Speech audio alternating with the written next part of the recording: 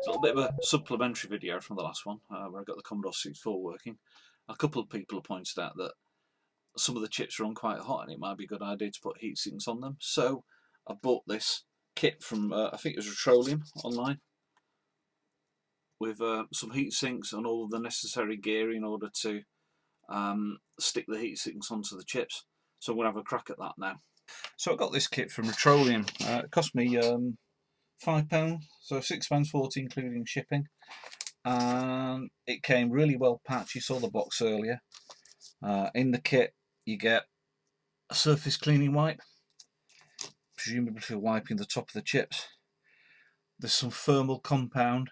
I suspect that's for putting on the VIC, to refreshing the thermal compound on the heatsink here. That's already here. Two 28-pin heatsinks, which will be for the PLA and the SID, and a much larger heatsink here for the CPU, a 40-pin one. And I mentioned the thermal glue, tube of thermal glue. So the first thing I'm going to do is get into all of these packets and get everything assembled on my desk ready to install. There's some instructions as well. Again, if you're not too sure about disassembling the Commodore or handling electronic devices, it's all detailed here. Yeah, very comprehensive instructions, very impressed with them. I'm going to skip straight to page 2, which is fitting the heat sinks. Let's go for it. Let's get these heat sinks fitted. So it suggests cleaning the chips first. So in order to do that, I need to take the cover off this. I remember it being a bit of a big last time round.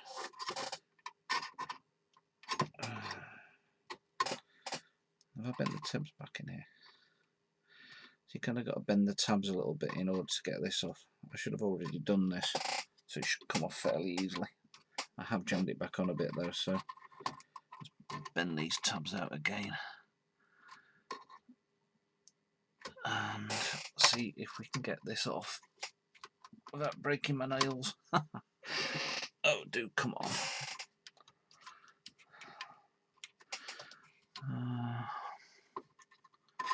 There's got to be a nut to this.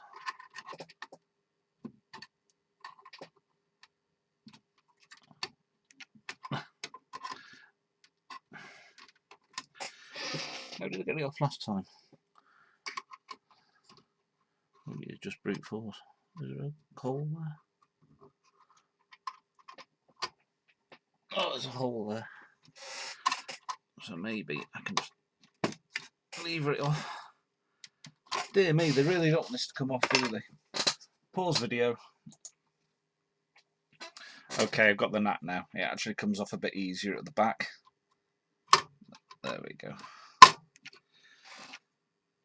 So here we've got the VIC-2 chip.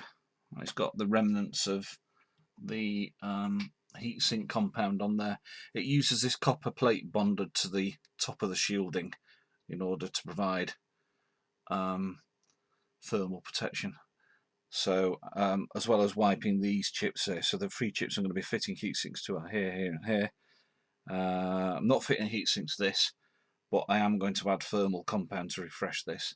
I think the VIC-2s are fairly sturdy anyway. So let's get the cleaning wipe out. Nice and moist. Good word, moist. There we go.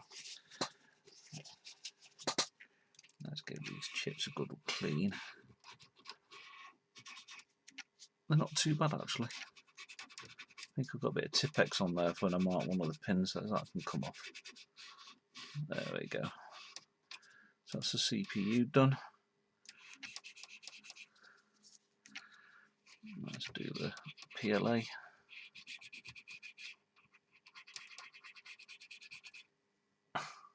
There we go.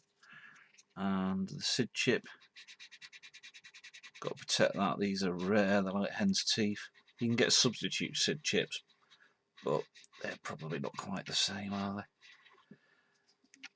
So they're all lovely and clean now. So let's clean the wet excess off this old gunk off this chip here. Oh dear.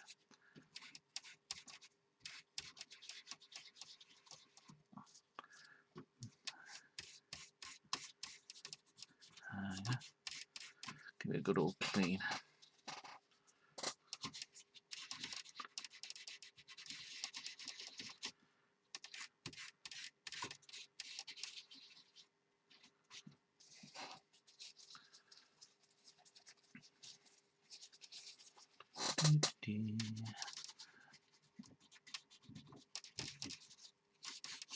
That's clean enough, I think.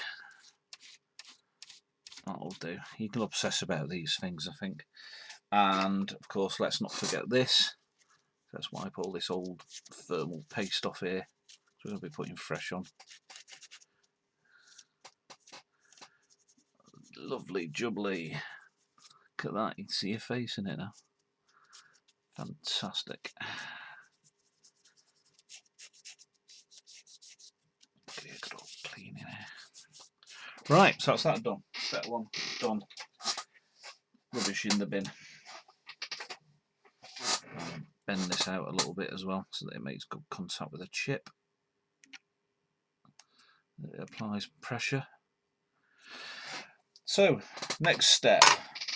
Smear a thin layer of silicone heatsink adhesive, which is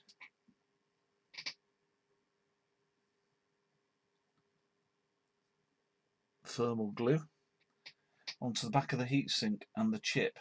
The total thickness of adhesive should be no more than 0.5 millimetre. Right, let's see how well we can get on with this. Let's do one of the smaller chips first.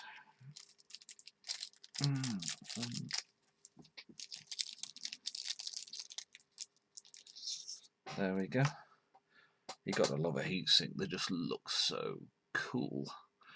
Alright, so let's do it on the heatsink first. 0.5 millimetre. So maybe if I put some on and then use a piece of paper or card or plastic to spear it to the right thickness, might be that's an idea. Want a fairly even coat, don't we?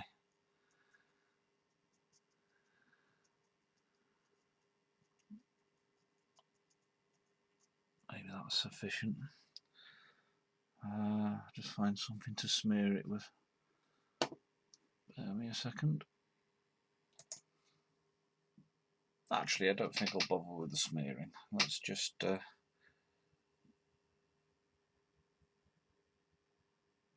wiggle it around to get rid of the air bubbles. So let's put this on the PLA.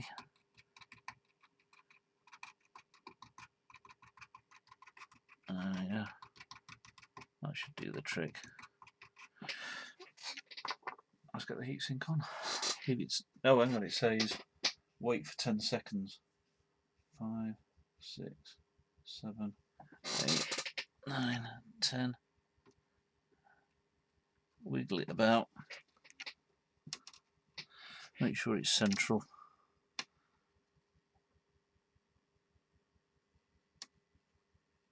Wiggling it around should help spread the adhesive.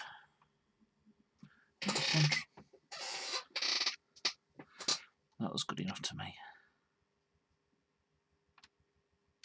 You can get rather OCD about this. There we go. All PLA heatsink fitted. Excellent.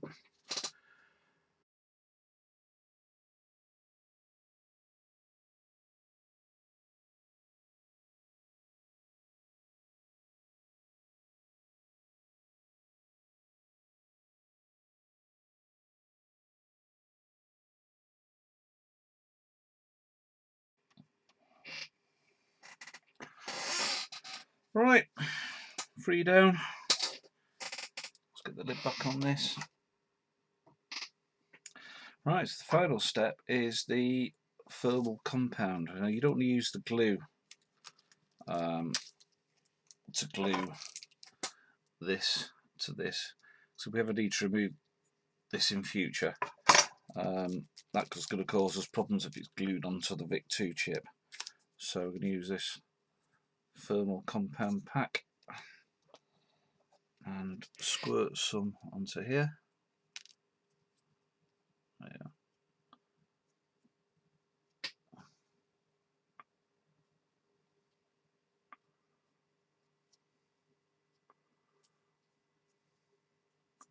Just spread it around.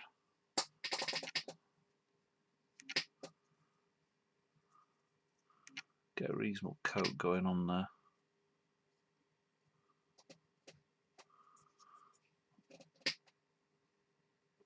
It's like icing a cake, this. It's worse than Bake Off. Oh dear. That'll do. That'll do.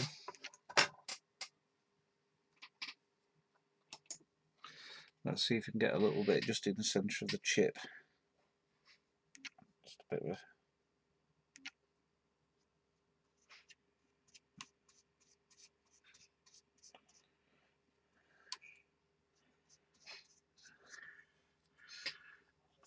Oh, it's quite sticky stuff, this. There we go. That's what I wanted, isn't it?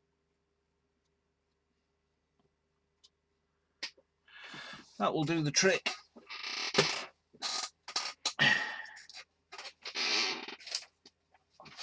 Wipe my hands.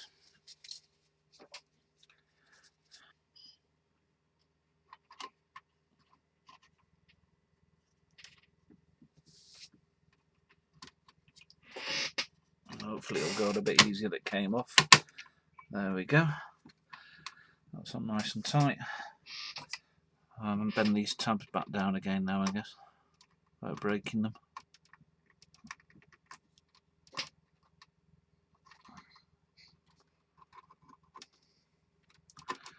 Might need a screwdriver on those. There's my screwdriver gone.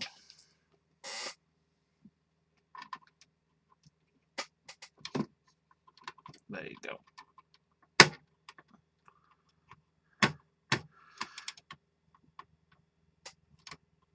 There we go.